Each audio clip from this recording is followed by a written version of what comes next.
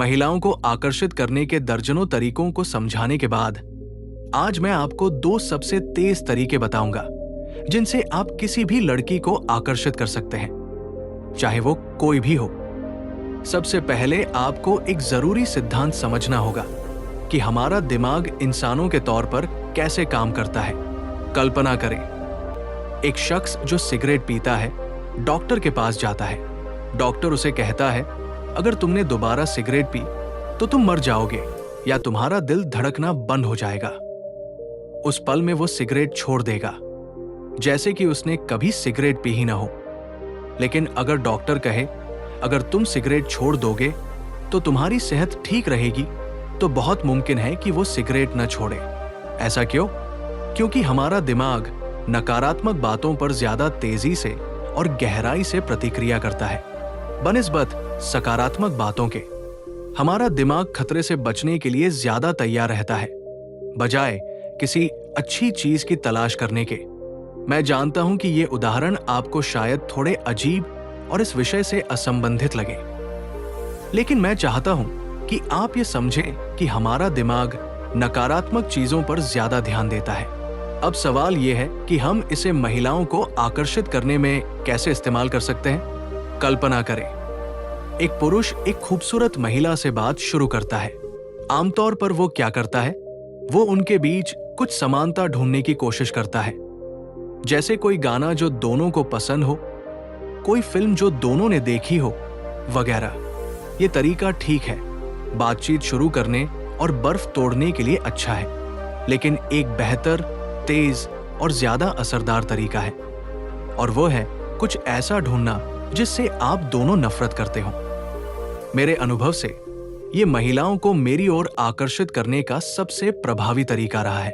ये साझा नफरत कई रूप ले सकती है। मिसाल के तौर पर, ये एक साझा दुश्मन हो सकता है, जैसे आप दोनों सोशल मीडिया से नफरत करते हो। कैसे इसने लोगों को सतही बना दिया है, कैसे लोग असल जिंदगी जीने की बजाय तस्वीरें खींचने में ज्यादा व्यस्त रहते हैं, या फिर डेटिंग ऐप से नफरत करते हो। कैसे इनने रिश्तों को बर्बाद कर दिया है, डेटिंग को मुश्किल और बेमानी बना दिया है।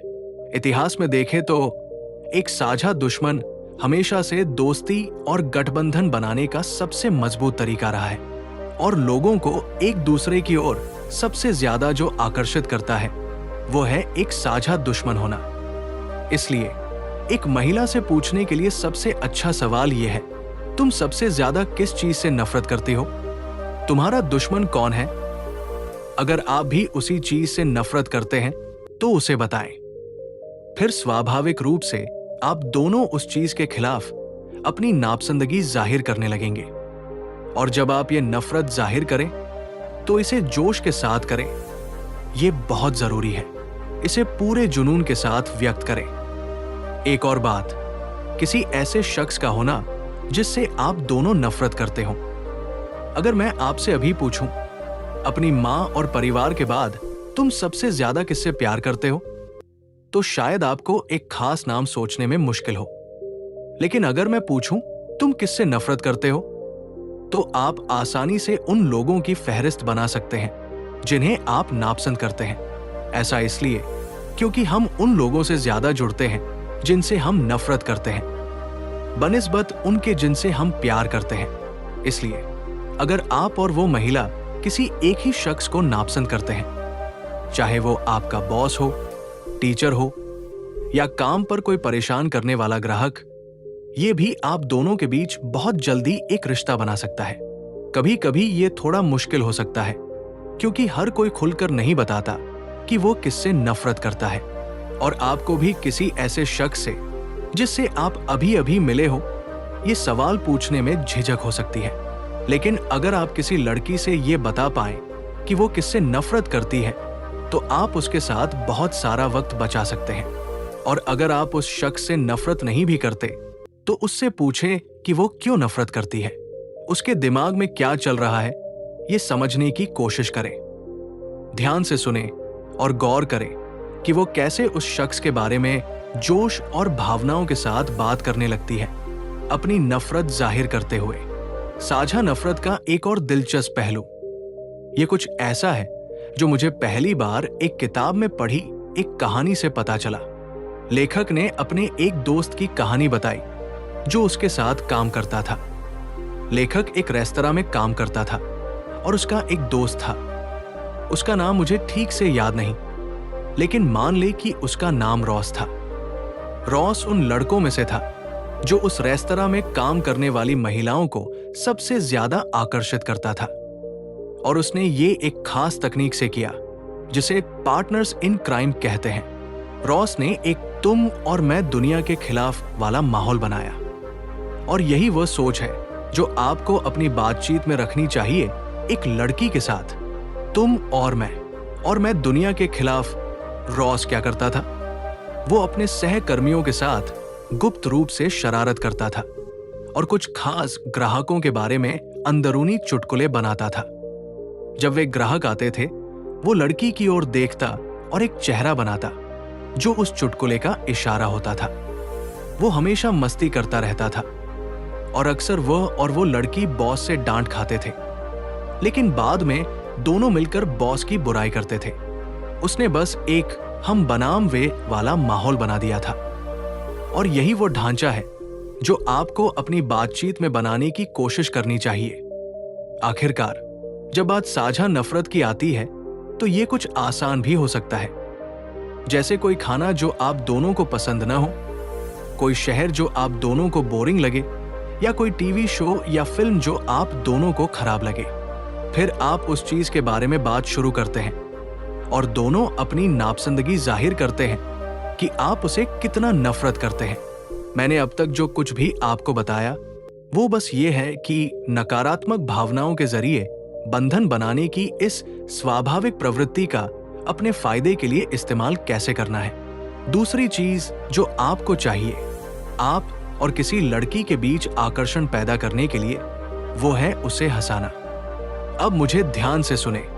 इससे पहले कि मैं आपको बताऊं कि उसे कैसे हंसाना है, पहले मैं हास्य की अवधारणा को समझाना चाहता हूं और ये आकर्षण में कैसे काम करता है। एक लड़की को हंसाना आकर्षण को तेज करने का सबसे अच्छा तरीका है। ये हमारी एक प्राकृतिक प्रवृत्ति है। अगर आप ये वीडियो देख रहे हैं तो आपने मुझे पहले ही एक अहम अवधारणा के बारे में बात करते सुना होगा। आकर्षण में कि विपरीत चीजें आकर्षित करती हैं। एक पुरुष के तौर पर आप एक महिला के विपरीत हैं। ये सिद्धांत हंसी पर भी लागू होता है। आप एक पुरुष के रूप में उस महिला की ओर आकर्षित होते हैं जो आपके चुटकुलों पर हंसती है, और एक महिला उस पुरुष की ओर आकर्षित होती है जो उसे हंसा सके। मैं चाहता हूं कि आप इस बात पर गौर करें। अगर आप कभी पुरुषों और महिलाओं के समूह में हो और कोई लड़का कुछ ऐसा कहे जिससे एक लड़की हंसे, तो ध्यान से देखें। भले ही वो लड़का उस लड़की को पहले न जानता हो और उसमें रुचि भी न रखता हो, जैसे ही वो उसके शब्दों पर हंसेगी, वो सब कुछ भूलकर उसकी ओर मुड़ेगा और बात करना चाहेगा। ऐसा आपके साथ भी हो सकता है।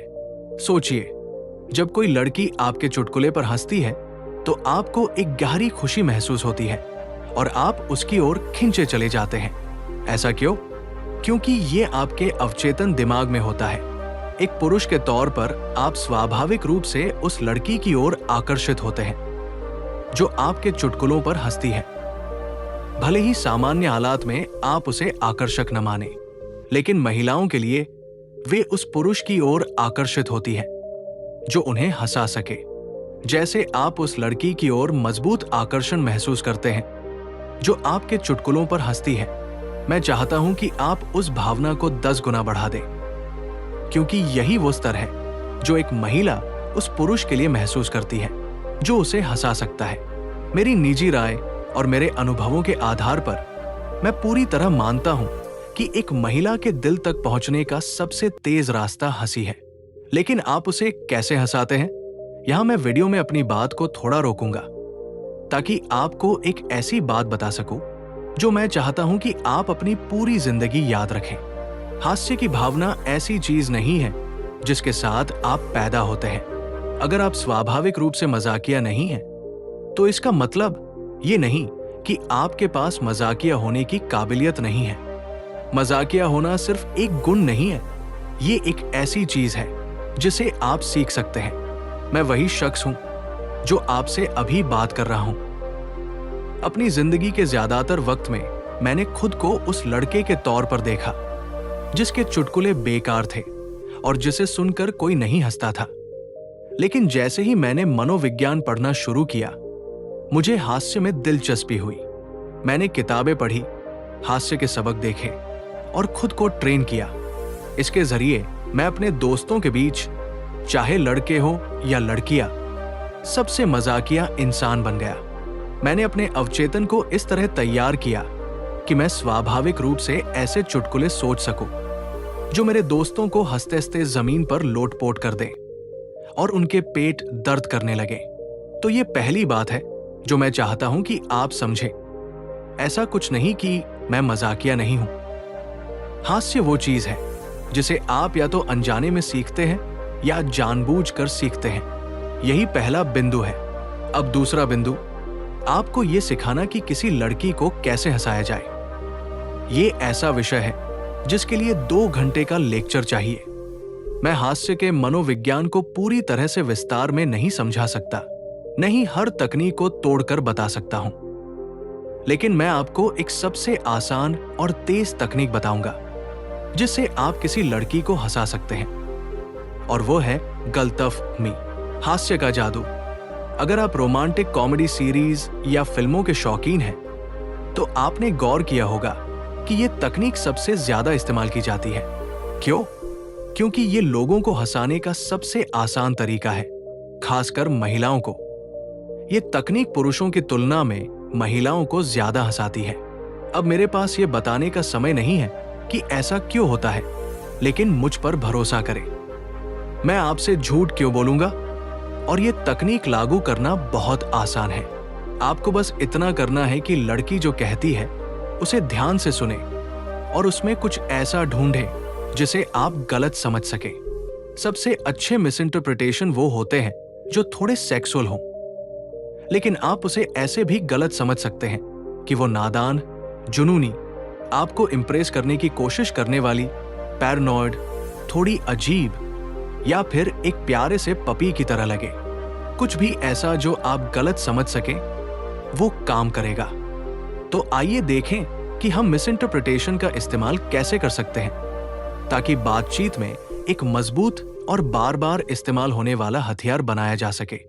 मान लीजिए आप एक लड़की से बात कर रहे हैं और वो कहती है, मेरी गर्लफ्रेंड। आप इसे गलत समझ सकते हैं और मान सकते हैं कि वो अपनी रोमांटिक पार्टनर की बात कर रही है, न कि बस एक दोस्त की।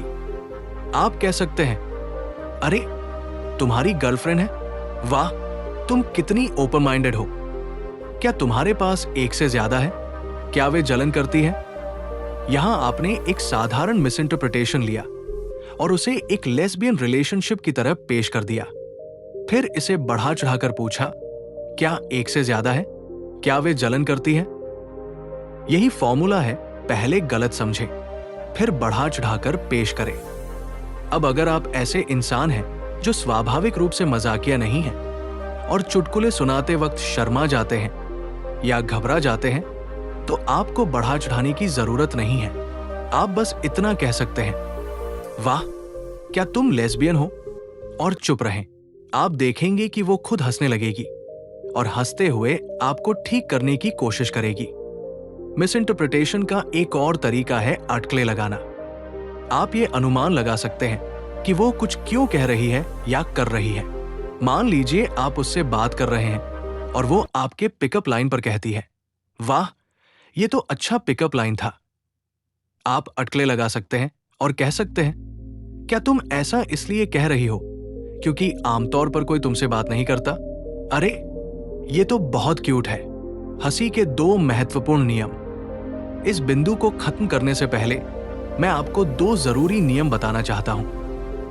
अगर आप मेरी इस सीरीज को फॉलो कर रहे हैं कि महिलाओं को कैसे आकर्षित करें, तो आपने शायद सुना होगा कि मैं कहता हूं, बातचीत को बहुत गंभीरता से न लें।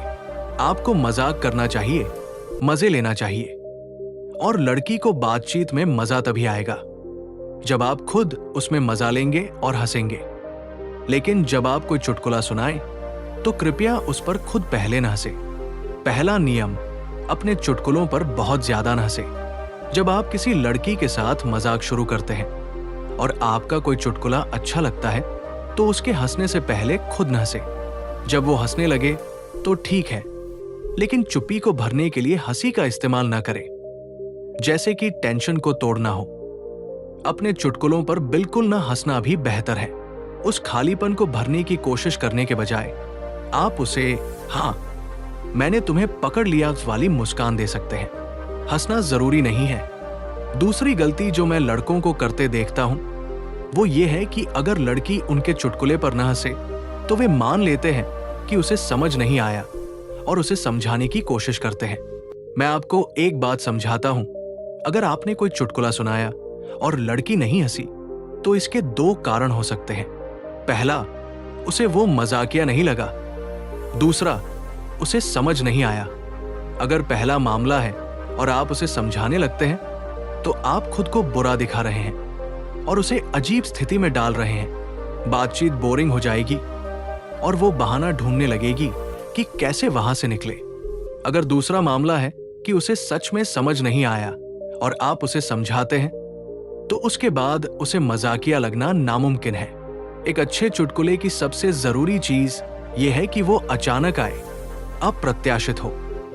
जैसे ही आप अपने चुटकुले को समझाने लगते हैं आप उस आश्चर्य को खत्म कर देते हैं। इसलिए अपने चुटकुले को कभी न समझाएं। भले ही वो कहे मुझे समझ नहीं आया, आप कुछ न कहें और आगे बढ़ जाएं। उस चुटकुले को दोबारा न आजमाएं। निष्कर्ष, और यहां हम इस वीडियो के अंत पर पहुंच गए हैं। संक्षेप में कहें तो किसी लड़की को आकर्षित करने का सबसे तेज तरीका है एक साझा नफरत ढूंढना और उसे हंसाना। अगर आप हास्य के बारे में और गहराई से जानना चाहते हैं तो कृपया कमेंट्स में बताएं।